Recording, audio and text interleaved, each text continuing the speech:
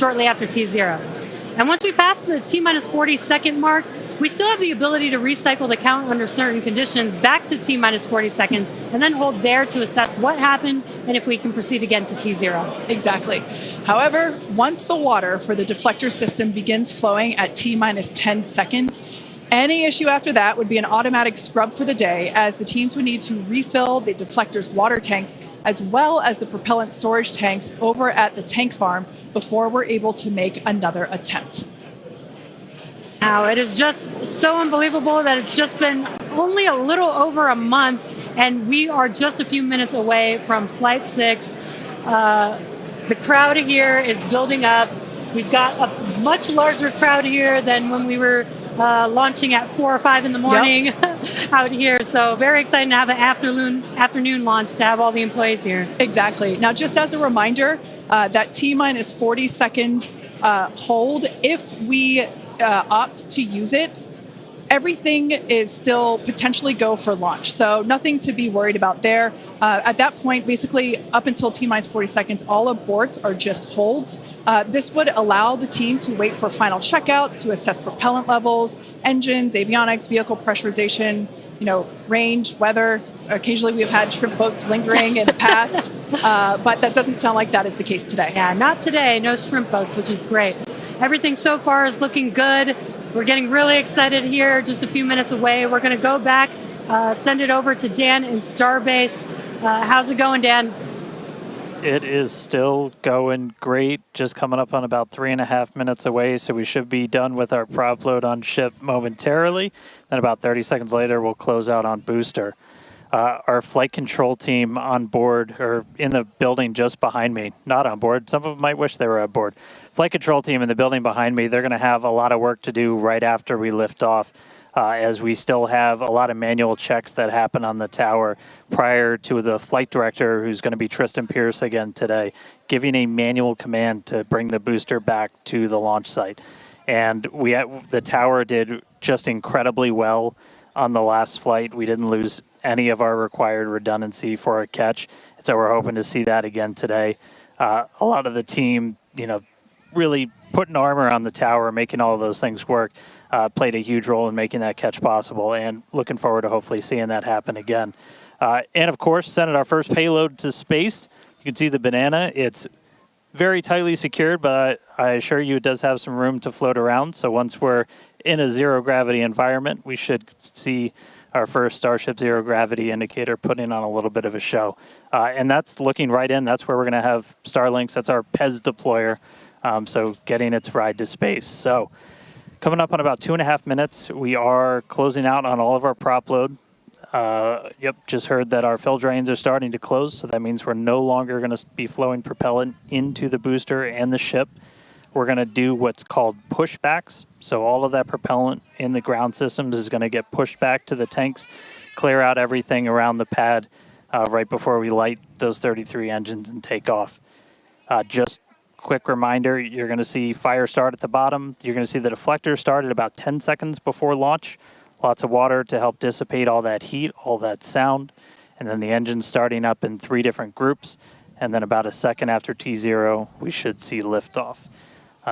About 2.5 minutes into the flight, a little bit longer, we'll see hot staging. And that's when we're going to be listening really close on those loops to see if we're going to be bringing the booster back for a catch today. Do always want to caution, it's never a guarantee. We've done this once. We'll see if we do it again. We're only going to do it if the booster and the tower are looking really good before we attempt to bring it back here. But coming up on a minute, not tracking any holds on the board right now. So as long as we don't have any last second things, which do happen. All right, flight director just confirmed T-minus 1 minute.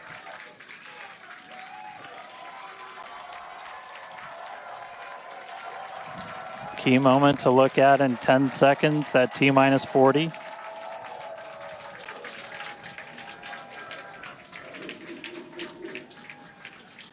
And we flew right through that.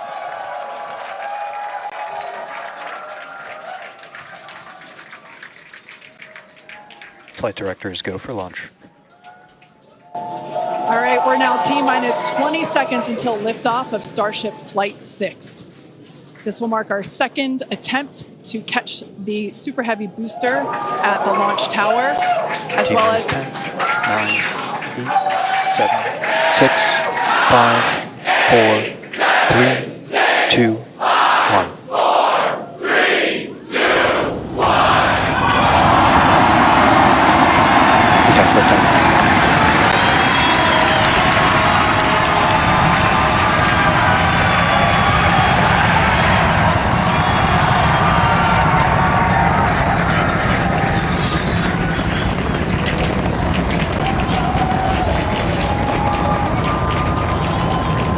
Vehicle is pitching downrange. Booster Raptor, chamber pressure nominal.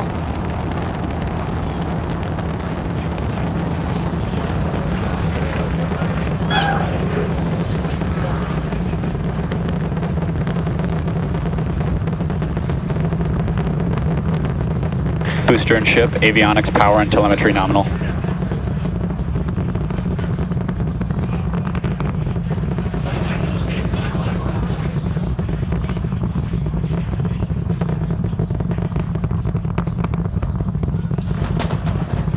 All right, we're just a little over a minute maximum into flight. dynamic pressure. We're about 6 miles away, so all the sound's still hitting us here. Hearing good call-outs that power telemetry nominal, that's flying straight and true. We do see all 33 Raptor engines lit up on telemetry screens.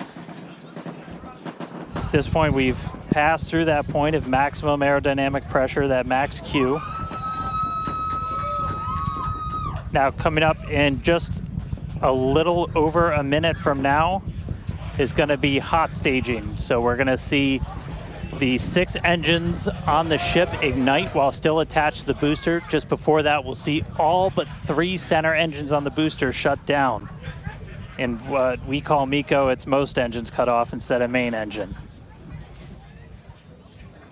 And so while we continue to watch it go up, a lot of our flight controllers looking at all the systems around the tower. Again, we have to send a manual command.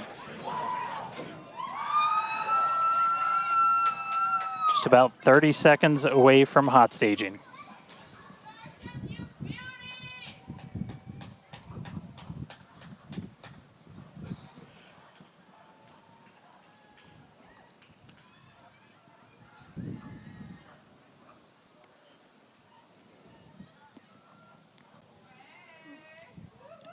And we heard the tower is go for catch. Booster engine cut off. The return flag is set for true. Ship engine start up. Stage separation. All right, hot staging confirmed. Booster 6 out of boost 6 back. lit on the ship. Booster boost back going. We heard that we are go for catch. Kate, Jesse, take the views. Hopefully I got a booster coming home real soon. Wow, from our view here, Dan, great views of planet Earth behind that Super Heavy booster. Right now it is performing the Ship boost chamber back pressure burn. nominal. Good news there, telling us that the pressures inside the ship are good. That is the second stage, or the upper portion of the vehicle. Follow along with the telemetry on the bottom of your screen. Yeah, booster is currently, Super Heavy is currently in its boost back burn. This boost back burn, Avionics, power, and telemetry nominal. this boost back burn lasts just a little bit over a minute. So we've got a little, approximately 30 seconds left. We've had shutdown of that boost back burn. Up next will be hot stage jettison. The view from the camera on the left, or from the booster on the left-hand side of your screen, and then tracking cam there on the right-hand side of your screen. We'll see those grid fins. Booster offshore divert. And we can also see that the hot stage has been jettisoned. Yes, visual confirmation of that there on your screen, which is great. Now the next Starship is following a nominal trajectory. The next step for booster is going into that landing burn. Again, it'll light up 13 of those engines and then pare down to 3 engines right before booster catch. All right, now just real quick, we did hear the call out, booster offshore divert. Unfortunately, that means that we are no-go for the catch. As we said before, both the tower and the vehicle, as well as the operators on console, have been actively evaluating the commit criteria for that return to the launch tower. And unfortunately, we did not have a pass on those commit criteria. So we are no-go for tower catch. And we did mention that we're constantly evaluating the criteria for catch. There's a lot of things that need to go well in order to line that up. Unfortunately, today we will forego booster catch today. But what you're seeing on your screen is ship currently making its way towards the Indian Ocean, still looking good so far. Exactly. So views there of the booster on the left-hand side of your screen, views of the ship on the right-hand side of your screen. Now, we've said before that it was not guaranteed that we would be able to make a tower catch today. So while we were hoping for it, like we said, it was pretty epic on attempt 1, but the safety of the teams and the public and the pad itself are paramount. So we are accepting no compromises in any of those areas. Exactly, and we're still going to get a lot of good flight data with booster even, but especially with ship. Again, we have an additional objective today to do an in-space relight of a Raptor engine, which again will help us set us up for being able to do deorbit burns, which is ship chamber pressures are nominal. Which is important for orbital flights. And what you're seeing on your screen is a view from Super Heavy as it's making its way back down to Earth. Yeah, once again, we are attempting an offshore landing of the Super Heavy booster. So we have seen this before, and it is still very fun to watch, watching it come down for a soft splashdown off the Gulf Coast of Texas. We can see it there re-entering. We saw earlier those grid fins. There are 4 hypersonic grid fins. Oh, we can see that the landing burn has begun on the Super Heavy booster. And same pattern, 13 engines will light, gone down to 3 just as we expected. And what an incredible view of splashdown that we got today of Super Heavy. Yeah, I'm sure the buoy cam views will be pretty awesome once again. So we'd like to confirm a water landing once again for the Super Heavy booster. Congrats to the SpaceX team for making that milestone as well. Now, ship continues to look good. We can see that it is, while all of that was happening, the crowd here in Hawthorne continuing to react to all these amazing views that we're getting. The next milestone is... Starship is in terminal guidance. Great news there. Starship terminal guidance, referring to what we see here on our screen, the upper stage, at about 8 minutes, 35 seconds or so, we have ship engine cutoff, which will be the cutoff of the Raptor engines.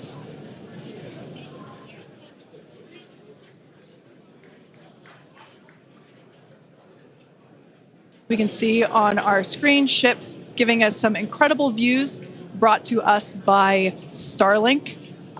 This view is also very interesting because we can see basically the receding tile line that we referred to earlier, where we mentioned we have removed a number of heat shield tiles in order to test out and push the envelope on the ship and demonstrate what its capabilities are. Ship engine cutoff.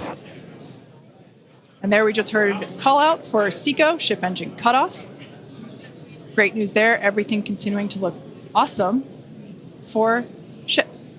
Full view looking aft on ship here. Ship, FTS is saved. Nominal orbit insertion. There's that call out we were waiting for. Confirmation of good orbital insertion for ship today. It has been a very exciting afternoon so far.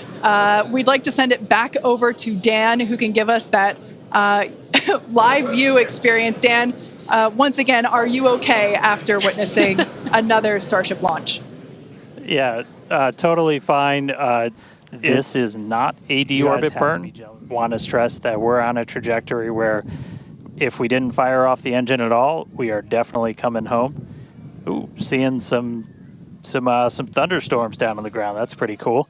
But this is not a deorbit burn. If we didn't fire this engine, we're on a intentional suborbital trajectory. So no matter what, we're coming in over the Indian Ocean. Firing off the engine does change your exact splashdown point a little bit, but we've got this keep out zone across the entire Indian Ocean that we made sure was clear ahead of flight, and we continue to monitor during. But we're going to aim for that and hopefully see this relight test coming on in about a minute. It's just going to be one of these engines, and it uses what's called the header tank, so these small spherical tanks in the very top of Starship up in the nose cone. They don't require nearly as much gas to pressurize as your main tank, so they're really useful for any in-orbit maneuvers, and then for landing burns. So if we make it to a landing burn today, we'll be using them for that as well. So we should be coming up in just about the next minute. Should be under a minute now away from that expected ship burn. And again, we've relit Raptors pretty frequently. We just did it with the landing burn and that boost back burn on the booster, and we've done it on ship landing burns. We just haven't done it in this microgravity environment where your propellant management and a lot of other things are different, as you're not weighed down by the force of Earth's gravity.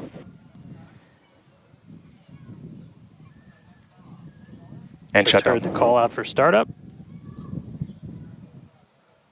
There's some light. There's that Raptor relit. And shut down. All right, there you have it. The first time ever lighting a Raptor while in outer space, other than our ascent burn. Atmosphere.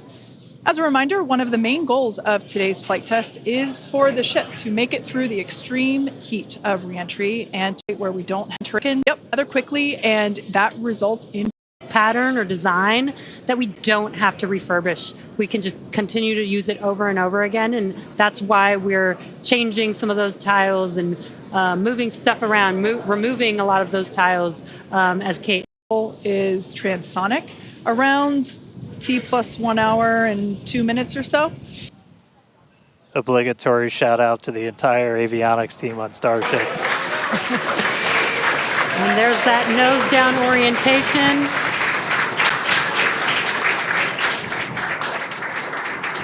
Now the Raptor engines will relight and help flip the booster back up. This is a more severe flip given the orientation. The engines will shut down prior to the vehicle making impact with the water. Our ship is doing great so far. There's those engines relighting. What a great reorientation by Starship. Wow. All three down to 2 into the water. Starship is landed. Wow.